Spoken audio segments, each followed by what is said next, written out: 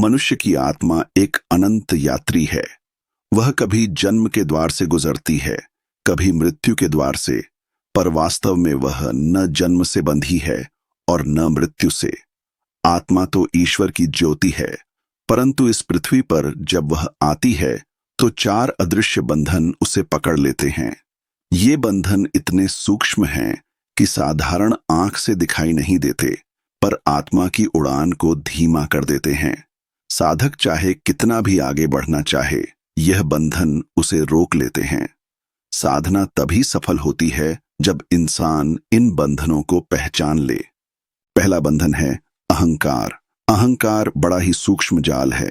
यह मनुष्य के हृदय में मीठी फुसफुसाहट करता है कि मैं ही सब कुछ हूं, मेरे बिना कुछ नहीं। अदृश्य जंजीर आत्मा को बांध देती है और उसे अपनी ही छवि में उलझा देती है। जब तक अहंकार है तब तक आत्मा अपनी असली पहचान भूल जाती है। यह वैसा ही है जैसे कोई पक्षी पिंजरे के भीतर सोच ले कि यही मेरा आकाश है। अहंकार आत्मा के चारों ओर दीवार बना देता है और आत्मा सोचती है कि यह ही उसकी सीमा है।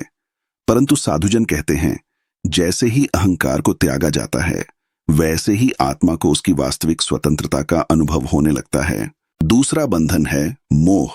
मोह अदृश्य डोर है जो हमें उन वस्तुओं और व्यक्तियों से बांध देती है जिनसे हम जुड़ जाते हैं। यह बंधन कभी प्रेम के नाम पर आता है, कभी जिम्मेदारी के नाम पर, कभी डर के नाम पर। मोह आत्मा को बार बार इस संसार में खींच लाता है। आत्मा कहती है, मैं उड़ना चाहती हूं, मैं ईश्वर में विलीन होना चाहती हूं, पर मोह कहता है, अभी नहीं, पहले यह संबंध पूरा करो, पहले यह अधूरा सपना पूरा करो। और इसी मोह के कारण आत्मा बार बार जन्म लेती है। साधु कहते हैं कि प्रेम दिव्य है, पर मोह बंधन है। प्रेम आत्मा को मुक्त करता है, मोह आत्मा को बांधता है। तीसरा बंधन है भय। भय इंसान की आंखों में अदृश्य दीवार खड़ी कर देता है। आत्मा तो निडर है, पर मन डर से कांपता है। मृत्यु का भय, भविष्य का भय, असफलता का भय, ये सब आत्मा के चारों ओर ऐसी जंजीरें बना देते हैं जिनसे वह अपने ही तेज को प्रकट नहीं कर पाती। भय ही है जो इंसान को छोटे छोटे निर्णयों में कैदी बना देता है। भय ही है जो उसे सत्य से दूर रखता है। जब इंसान भय छोड़कर ईश्वर पर विश्वास करता है, तब आत्मा पंख खोलकर उड़ जाती है। चौथा बंधन है इच्छा। यह सबसे सूक्ष्म और सबसे शक्तिशाली बंधन है।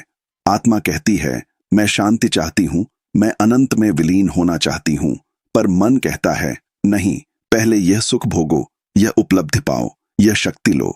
इच्छाएं कभी समाप्त नहीं होती। एक इच्छा पूरी होती है तो दूसरी जन्म लेती है। यह न समाप्त होने वाली श्रृंखला आत्मा को चक्रव्यूह में बांध देती है।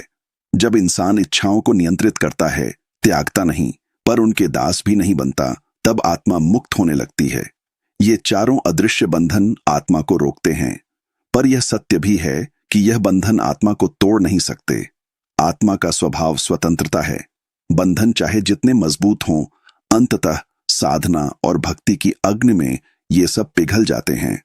साधक को बस इतना करना है कि वह हर दिन आत्मचिंतन करे, देखे कि कौन सा बंधन उसे सबसे ज्यादा बांध रहा है, अहंकार, मोह, भय या इच्छा। जैसे ही वह बंधन को पहचान लेता है, उसे काटना आसान हो जाता है। याद रखो, आत्मा का असली घर ईश्वर में है। यह संसार केवल एक विद्यालय है, बंधन परीक्षा है। अगर हम इन चार बंधनों से ऊपर उठ गए तो आत्मा का मार्ग खुल जाता है। तब आत्मा अपने असली स्वरूप में लौट आती है, निडर, निर्मल, अनंत और ईश्वरमय।